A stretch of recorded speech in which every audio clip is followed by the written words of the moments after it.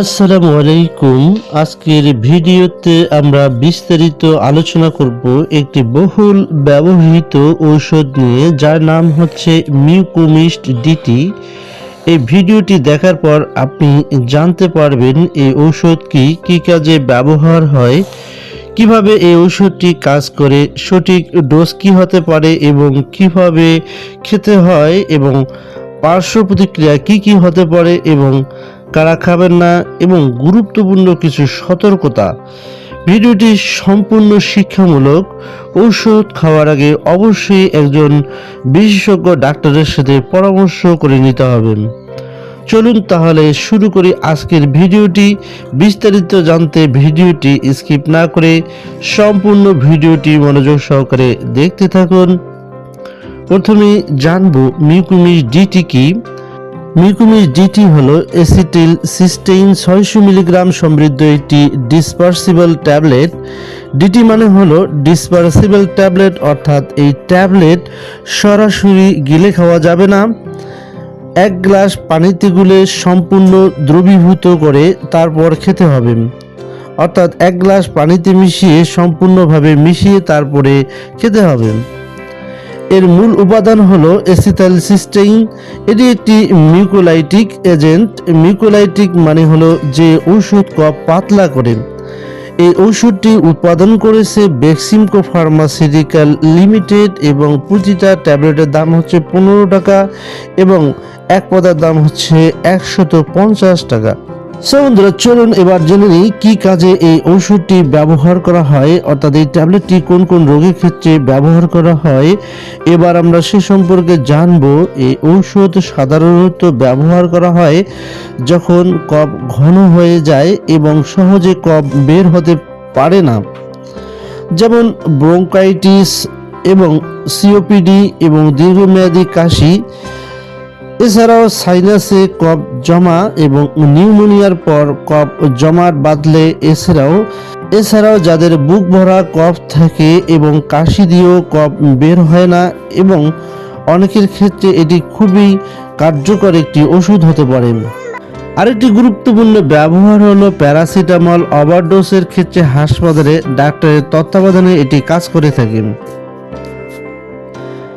অ্যাসিটাইলসিস্টেইন লিভারকে রক্ষা করতে সাহায্য করে, তবে মনে রাখবেন এই ব্যবহার শুধুমাত্র হাসপাতালে ডাক্তারের নির্দেশে হতে পারে।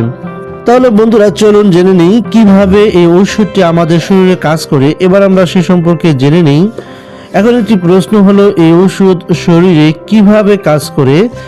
আমাদের কফের ভেতরে থাকে ঘন রাসায়নিক বন্ধন। অ্যাসিটাইলসিস্টেইন সেই বন্ধনগুলোকে ভেঙে দেয়, ফলে কফ পাতলা হয়ে যায়। পাতলা কফ সহজে কাশি দিয়ে বের হয়ে আসে। এর ফলাফল স্বরূপ শ্বাস নিতে সুবিধা হয়, বুকের ওপর চাপ কমে, ফলে কাশি কমে, ফুসফুস পরিষ্কার থাকে। এই কারণেই যাদের ঘন কফ তাদের জন্য এটি বিশেষ উপকারী একটি ওষুধ। মিউকোমিস্ট ডিটি এর সঠিক ডোজ কত হতে পারে, এবার আমরা সে সম্পর্কে জানব। প্রাপ্তবয়স্কদের জন্য সাধারণ ডোজ হলো 600 মিলিগ্রাম দিনে একবার। কিছু কিছু ক্ষেত্রে ডাক্তার দিনে 2 বারও দিতে পারেন। নিজে নিজে ডোজ বাড়াবেন বা কমাবেন না, অবশ্যই ডাক্তারের পরামর্শক্রমে ডোজ নির্ধারণ করতে হবে। ডোজ নির্ধারণের ক্ষেত্রে কখনোই নিজের ইচ্ছে মতো খাওয়া উচিত নয়।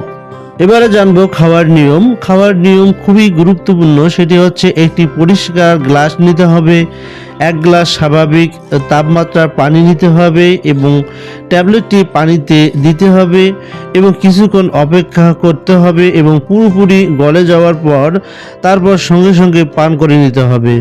অর্ধেক গলা অবস্থায় রেখে দেওয়া যাবে না, অর্থাৎ অর্ধগলিত অবস্থায় এই ট্যাবলেটটি খাওয়া যাবে না। একটি গুরুত্বপূর্ণ বিষয়, সেটি হচ্ছে খাবারের পর খেলে পেটের সমস্যা কম হয়। ট্যাবলেট সরাসরি গিলে খাওয়া ঠিক নয়। এই ট্যাবলেটটি অবশ্যই পানি দিয়ে গলিয়ে তারপরে খেতে হবে। এবারে জানবো শিশুদের ক্ষেত্রে এই ট্যাবলেটটির ব্যবহার। মিউকোমিস্ট ডিটি 600 মিলিগ্রাম সাধারণত বড়দের জন্য, শিশুদের জন্য আলাদা ডোজ থাকে, যেমন 100 মিলিগ্রাম বা 200 মিলিগ্রাম অথবা স্যাচেট আকারে থাকতে পারে। তাই ডাক্তারের পরামর্শ ছাড়া শিশুকে এই ডোজ দেওয়া ঠিক হবে না। সো বন্ধুরা, গর্ভাবস্থায় এবং স্তন্যদানকারী মায়েদের ক্ষেত্রে এই ট্যাবলেটের ব্যবহার সম্পর্কে এবার আমরা জানব। গর্ভবতী মায়েদের ক্ষেত্রে শুধুমাত্র প্রয়োজন হলে ডাক্তারের পরামর্শে ব্যবহার করা যায়, অর্থাৎ ডাক্তারের পরামর্শ ছাড়া এই ওষুধ গর্ভাবস্থায় ব্যবহার নিজে থেকে ঠিক নয়। বুকের দুধ খাওয়ানোর সময় সাধারণত নিরাপদ ধরা হয়, তবে সতর্কতা প্রয়োজন। নিজের সিদ্ধান্ত না নিয়ে অবশ্যই বিশেষজ্ঞ ডাক্তারের কাছে গিয়ে বিশেষজ্ঞ ডাক্তার যদি মনে করেন তাহলে এই ওষুধটি তিনি দিতে পারেন। সো বন্ধুরা, এবার আমরা জানবো মিকুমিস্ট ডিটি ট্যাবলেটের পার্শ্ব প্রতিক্রিয়া। সব ঔষধের মতো এই ঔষধটিরও সামান্য পার্শ্ব প্রতিক্রিয়া থাকতে পারে। সামান্য কিছু কিছু ক্ষেত্রে বমি বমি ভাব অথবা বমি অথবা পেটে ব্যথা অথবা ডায়রিয়া, মুখে অদ্ভুত স্বাদ অথবা কম ক্ষেত্রে কিছু ক্ষেত্রে ত্বকে র্যাশ অথবা কারো কারো ক্ষেত্রে অ্যালার্জি বা কারো কারো ক্ষেত্রে শ্বাসকষ্ট দেখা দিতে পারে। এই ট্যাবলেটটি খাওয়ার পরে যদি শ্বাস নিতে কষ্ট হয়, মুখ বা গলা ফুলে যায়, তাহলে জরুরি অবস্থায় চিকিৎসকের পরামর্শ নিতে হবে। চলুন এবার জেনে নিই কারা কারা এই ট্যাবলেটটি খাবেন না। যাদের এসিটাইল সিস্টেইনে অ্যালার্জি আছে তারা এই ট্যাবলেটটি খাওয়ার ব্যাপারে সাবধান থাকবেন, এবং যাদের গ্যাস্ট্রিক আলসার আছে তারা এই ট্যাবলেটটি খাওয়ার ব্যাপারে অবশ্যই ডাক্তারের সাথে পরামর্শ করে নিন, এবং তীব্র অ্যাজমা রোগী অবশ্যই ডাক্তারের পরামর্শ ছাড়া আপনারা এই ওষুধটি নিজে নিজেই গ্রহণ করবেন না। অনেকেই প্রশ্ন করে থাকেন অন্য ওষুধের সাথে এর কোনো রিয়াকশন আছে কি না।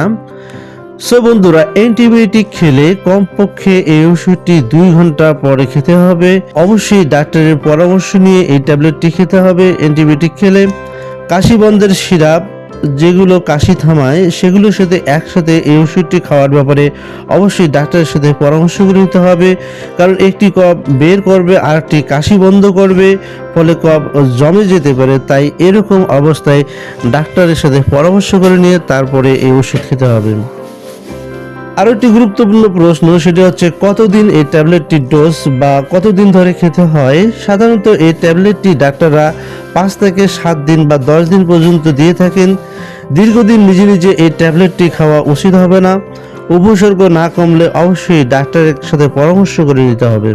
কিছু গুরুত্বপূর্ণ পরামর্শ, সেটি হচ্ছে পর্যাপ্ত পানি পান করতে হবে এবং ধূমপান এড়িয়ে চলতে হবে।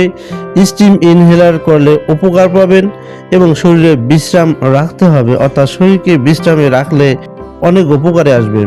মিকুমিস্ট ডিটি ট্যাবলেটটি সংরক্ষণ পদ্ধতি রুম টেম্পারেচারে রাখতে হবে, আর্দ্রতা থেকে দূরে রাখুন এবং শিশুদের নাগালের বাইরে রাখুন।